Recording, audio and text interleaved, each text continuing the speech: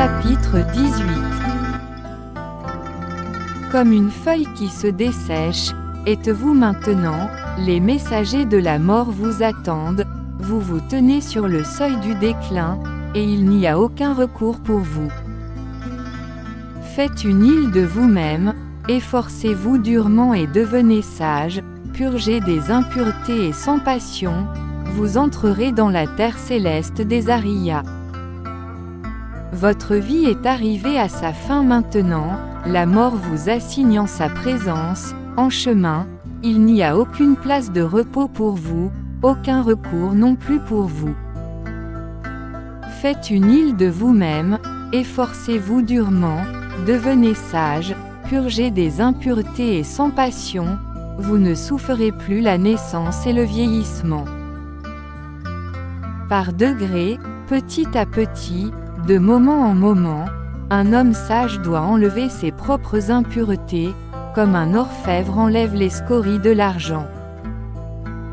Comme la rouille, sortie du fer, se détruit d'elle-même lorsqu'elle apparaît, ainsi ses propres actions conduisent le transgresseur dans les états de malheur.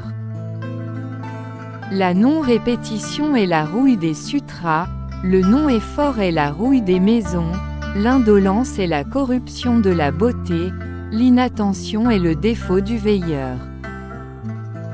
La mauvaise conduite est l'impureté de la femme, l'avarice est l'impureté du donneur, les impuretés, en vérité, sont toutes mauvaises choses dans ce monde et le prochain.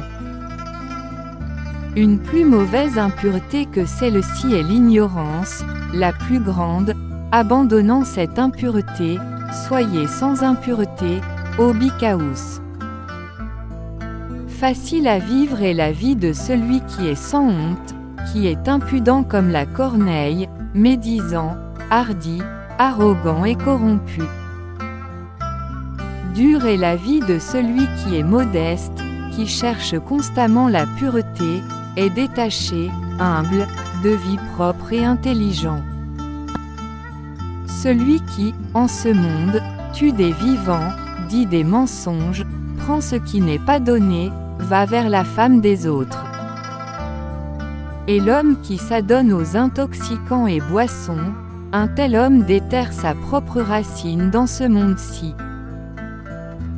Sache ainsi, ô brave homme, malaisés à contrôler sont les mauvaises choses, ne laisse pas la convoitise et la perversité te traîner vers la misère prolongée. Les gens donnent suivant leur confiance et leur contentement, quiconque, en cela, est envieux de la nourriture et de la boisson des autres, ne parvient pas à la paix mentale que ce soit de jour ou de nuit. Mais celui qui a coupé complètement ceci, le sentiment, l'a déraciné, l'a détruit, atteint à la paix mentale de jour et de nuit. Il n'y a pas de feu semblable au désir, pas d'étreinte semblable à la haine, il n'y a pas de filet semblable à l'illusion, pas de flot semblable à la soif. Facilement vu les fautes des autres, difficile à voir nos propres fautes, comme de la menue paille on trie la faute des autres, mais on cache les siennes comme se dissimule un habile oiseleur. Celui qui voit les fautes des autres et est toujours irritable, ses purulences croîtront, il est loin de la destruction des purulences. Dans l'espace, il n'y a pas de sentier, pas d'ascète en dehors de la communauté, les hommes trouvent leur délice dans les obstacles, les Bouddhas sont libres d'obstacles. Dans l'espace il n'y a pas de sentier, il n'y a pas d'ascète en dehors de la communauté, il n'y a pas de conditionné qui soit éternel, il n'y a pas d'instabilité dans les Bouddhas.